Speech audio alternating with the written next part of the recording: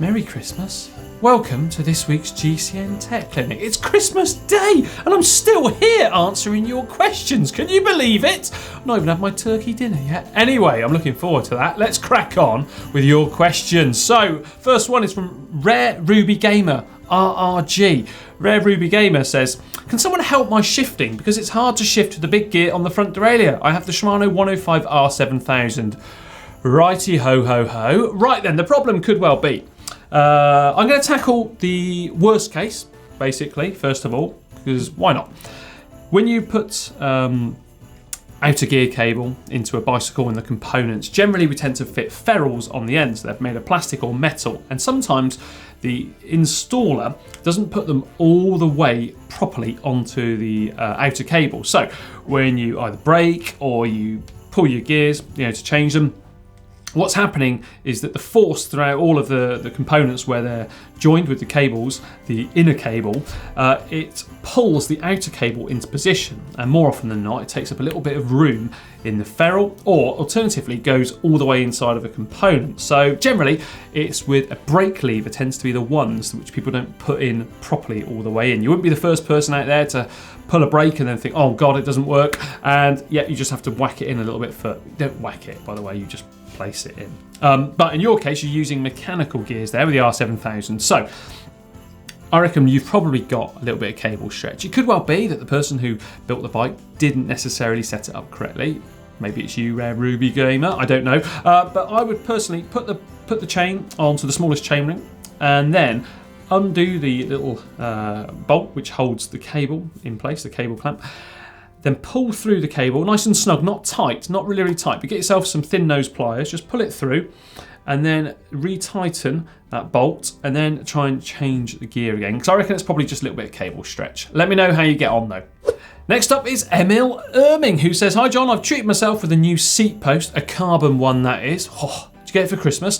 Before installing the new seat post, I'd like to know how to clean the seat tube from old gunk and grip paste. Right, Emil, easiest thing here, get yourself a cloth, nice clean cloth, put it down inside of the seat tube as far as you can and just move it around and then pull it out and try and remove everything like that. What you could also do is maybe get yourself a stick or a quite a thick Allen key, something like that, something quite long, and basically wrap the cloth around it, poke it down in, and then almost stir it and try and remove it.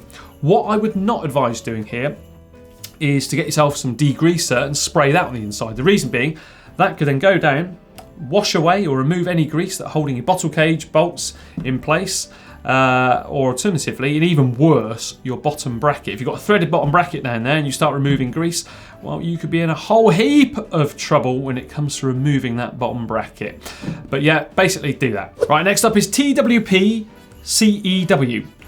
Q. I don't know. Anyway, they say, hello, Johnny boy. Johnny boy? Bit friendly. Oh, it's Christmas. Right, I've got a Cannondale CAD Optimo disc. It's obviously got disc brakes, but with quick release axles. Now that I'm looking for a pair of better disc brake wheels, they all come built for through axles. Is there a way to get a nice set that can fit quick release for now and then rebuild for through axles when I get a higher end disc bike? Yeah, nice question this. And something that you can get, because loads of wheels now come with hubs that have interchangeable axle end caps. So the axle inside is a hollow one, obviously, and nice and big. And basically, you just pop off the end caps for a quick release, and you could put some other ones on for a through axle. Everything is so simple these days. Of course, not every brand out there, but have a little look around. Brands like, I think, Zip and DT Swiss, they do it for sure. Next up, Versin Festin, who says, can I change my spring on Freehub pulls with a strong and hard spring? Yes, but don't do it. Reason being, if you start messing around with the actual resistance and the spring tension on these, you could end up turning your bike into a fixed wheel by mistake, because they're being pushed too far in one direction and they're not able to release when you freewheel, which is going to come at quite a surprise when you're riding along, you try and freewheel and everything gets ripped off, or certainly your rear mech wheel, because of the momentum of the chain trying to take it in the direction it doesn't want to go in, because your legs are forcing it back in the other way. Although you don't know that, it's all subconsciously happening.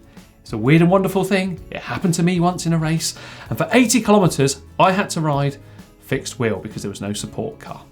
Absolutely awful. So yeah, don't go ahead and do that. People, they do say, oh, you can do this and have a really loud Freehub. All it's going to do, if you have a really tight spring in there, when you do come to freewheel, it's going to slow down the wheel from rotating, because obviously it's going to try and basically, as those Freehub pulls are beating on the inside of the hub shell, that's creating extra resistance. You're not going to be able to freewheel for as longer. Everyone likes to freewheel after all. Stephen Clark says, could you not fit an 11-speed XDR cassette to work with Shimano 11-speed? That question could also say, could you fit an 11-speed XDR cassette to work with 11-speed Shimano? So XDR fitting, that is from SRAM.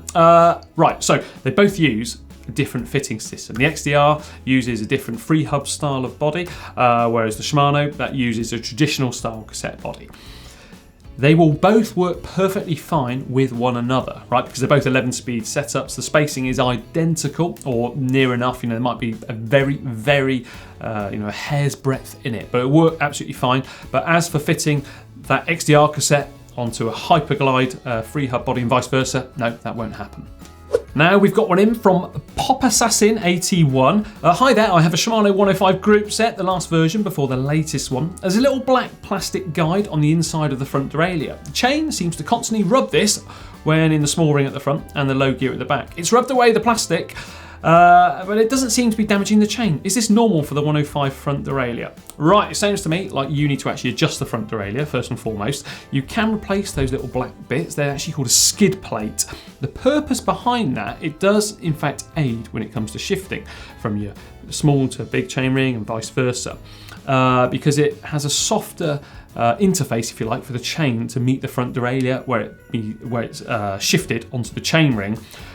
Meaning you're going to do less damage to each component. But yeah, just buy one of those, put it on there, but importantly, you need to adjust that front derailleur. It sounds to me like you've got a little bit of cable stretch possibly, or you've been tinkering around with those adjustment screws. Right, now we've got the final question this week. Comes in from Richard Mine here, who says, hi John, I want to buy a Shimano R9100P Powermeter crankset without the chain rings. Trying to save some money, nice one. Can I put the R8000 Ultegra chain rings on it, or do I have to buy the more expensive Dura-Ace ones? Right, Richard, good question this one. I've not tried this myself. The inner chain ring should be absolutely fine. The outer one though, they look to now have an identical profile. The previous generation, or maybe it was the one before that, they weren't interchangeable, because I remember a friend of mine tried to put an Ultegra one onto a Dura-Ace or vice versa, and they had to basically Dremel a little section away, but you should be okay there. I've had a little look around, and chain rings from the likes of Absolute Black, they say they are compatible with the two, so the Shimano ones I reckon should also fit on there. So I reckon the previous problem has been addressed. Hopefully you're going to get yourself some, new power numbers, I guess, when you buy that R9100. Right, I hope you've all had a very good Christmas. Oh no, the turkey is burning, so I'm going to have to end the video right now, aren't I? I hope you've enjoyed it, a festive one after all. Remember, if you've got a tech problem, leave it for me down there in the comment section below and I'll try and solve it in a forthcoming episode. And as ever, remember to like and share this video with your friends. Don't forget, subscribe to the GCN Tech channel. Click on the screen right now, click the little notification icon so you get a little ding-a-ling-a-ling each time we put a video live. And now for 2 more great videos, click just down here, just down here. Yeah, I'm coming! The gravy, oh no. I forgot about the gravy.